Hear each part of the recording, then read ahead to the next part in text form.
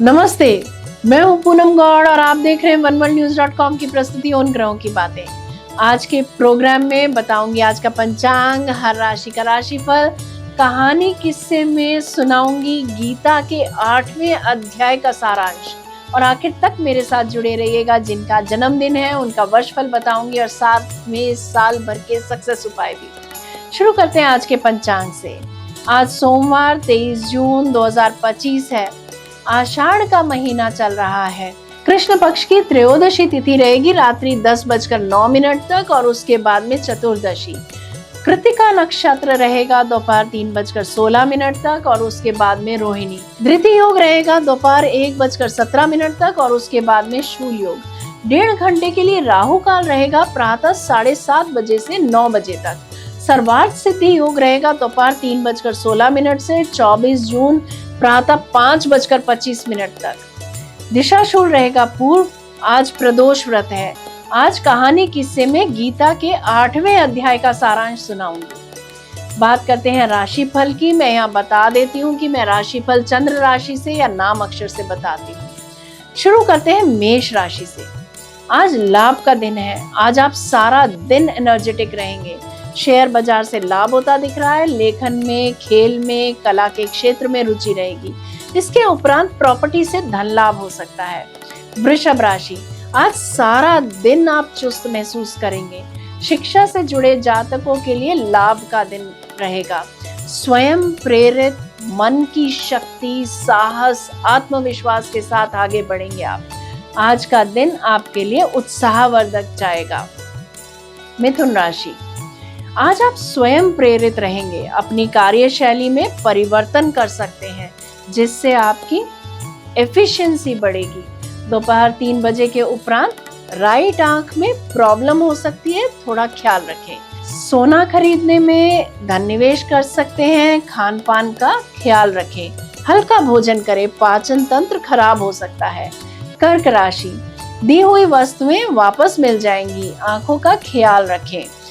स्वर्णाभूषणों में धन निवेश कर सकते हैं। विद्यार्थी क्रिएटिव आइडियाज का इस्तेमाल होमवर्क में और व्यवसाय में लगे जातक कार्यस्थल पर कर सकते हैं जिससे लाभ होता दिख रहा है। सिंह राशि, आज आप अपने बारे में सोचेंगे, अपनी बड़ाई करेंगे, अच्छे खाने का आनंद लेंगे और अपनी कार्य प्रणाली में परिवर्तन करेंगे। गुप्त तरीके से जॉब लग सकती है। बिजनेस में पैसा इन्वेस्ट कर सकते हैं आप। कन्या राशि, गुप्त संपर्कों से बिजनेस कर सकते हैं। आज काम का बोझ जरूरत से ज्यादा रह सकता है।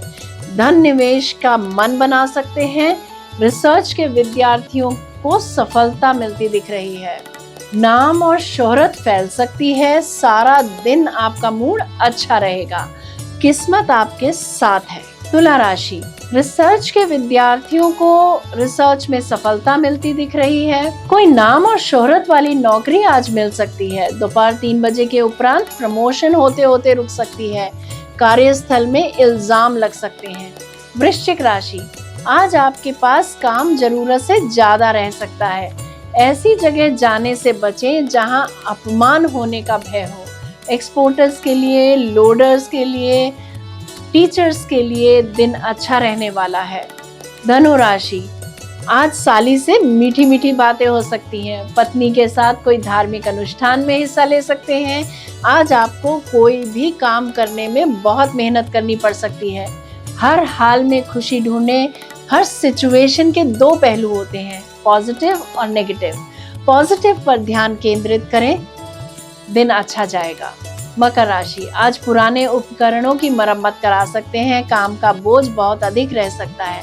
अगर आप प्रेम विवाह करना चाह रहे हैं तो आज वह दिन अच्छा रहेगा। पड़ोसियों से संबंध अच्छे रहेंगे। कुंभ राशि, समाज में संबंध सुदृढ़ होंगे। आज आप प्यार के रिश्ते को संबंध में बदल सकते हैं।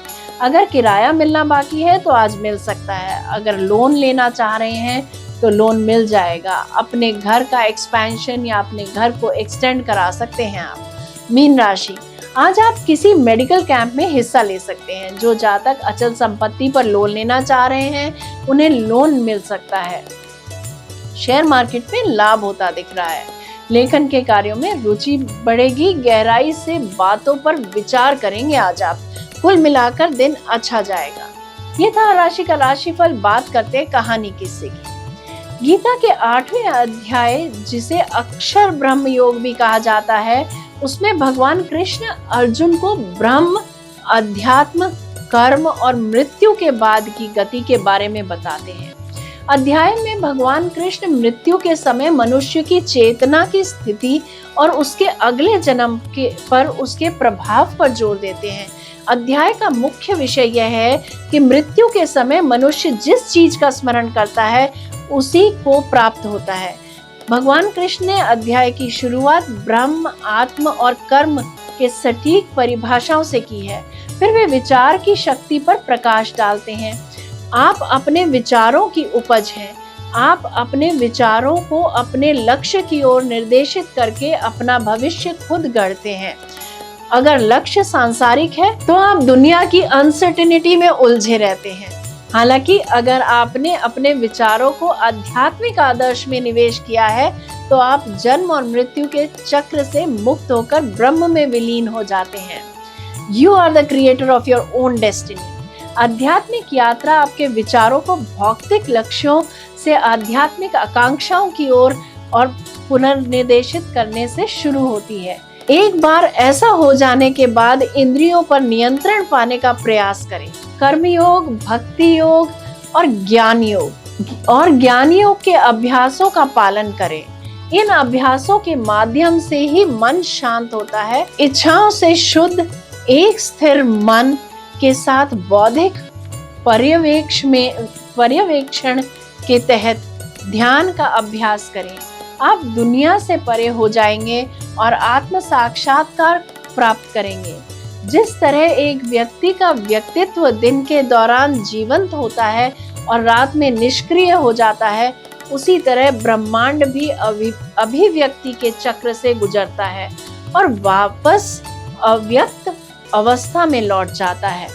इस स्थूल ब्रह्मांडीय चक्र को भगवान ब्रह्मा के दिन और रात के रूप में संदर्भित किया जाता है, जहां दिन के दौरान संपूर्ण ब्रह्मांड का निर्माण होता है और रात में सभी रचनाएं अव्यक्त रूप में वापस चली जाती हैं। ब्रह्मा का दिन 4.32 बिलियन पृथ्वी वर्षों तक रहा है और उनकी रात भी उतनी ही अवधि की होती है। ब्रह्म इस स्थूल ब्रह्मांडीय चक्र से परे हैं। अंत में कृष्ण मानवता को 3 विकल्प प्रदान करते हैं: वापसी का मार्ग, न लौटने का मार्ग और प्रत्यक्ष मुक्ति। यदि आप इच्छा प्रेरित श्रेष्ठ कर्म करते हैं तो आप मृत्यु के बाद फल भोगने के लिए स्वर्ग जाते हैं। एक बार जब यह पुण्य समाप्त हो जाता है तो आप नश्वर संसार में वापस लौट आते हैं। यह वापसी का मार्ग है। यदि आप आत्म साक्षात्कार की आकांक्षा रखते हैं लेकिन आध्यात्मिक अभ्यास करते समय अच्छी इच्छाओं से प्रेरित होकर कर्म करते हैं तो आपको चरणों में मुक्ति मिलती है। आप स्वर्ग जाते हैं, अपने लिए उपलब्ध स्वर्गीय सुखों का भोग करते हैं और फिर चेतना के चौथे स्तर पर जाते हैं। जय श्री कृष्णा। जयराम जी की बात करते हैं जिनका जन्मदिन है। आप सबको जन्मदिन की हार्दिक बधाई व शुभकामनाएं। 2025-26 आपके लिए रिसर्च का साल रह सकता है। आप जो भी करें उसे गहराई तक जाकर करेंगे तो लाभ होगा ही होगा। विद्यार्थियों के लिए, रिसर्च से जुड़े लोगों के लिए, स्पिरिचुअलिटी से जुड़े लोगों के लिए ये उन्नति का समय रहेगा। फोकस्ड रहकर काम करना लाभकारी रहेगा। किसी के लिए भी जजमेंटल ना होकर उसको गहराई से समझेंगे तो रिश्ते मजबूत होंगे और कंफ्यूजन भी नहीं होगा। अनुलोम विलोम करने से और अपने कार्य सही समय पर निपटाने से मन शांत रहेगा। अगर आपने होमवर्क सही से किया है तो कॉन्फिडेंस भी अच्छा रहेगा और आप अपनी छिपी हुई प्रतिभा को उभार पाएंगे। अपना फोकस बनाए रखें। पार्टनरशिप न करें, किसी को भी धन उधार न दें, किसी की भी झूठी गवाही या गवाही न दें। आर्थिक रूप से वर्ष सफल बनाने के लिए और अपने कार्य पूरे करने के लिए मेरे बताए हुए उपाय अवश्य करें। जुलाई 25 में कुछ इम्पोर्टेंट घटनाएं घटित हो सकती हैं। नवंबर 25 में सेहत का ख्याल रखें। दिसंबर 2025 में नकारात्मकता या नेगेटिविटी से दूर रहें। न्यू ईयर एंजॉयमेंट के साथ शुरू होगा। किंतु आने वाले महीनों में मेहनत करनी होगी। बात करते हैं साल भर के उपायों की।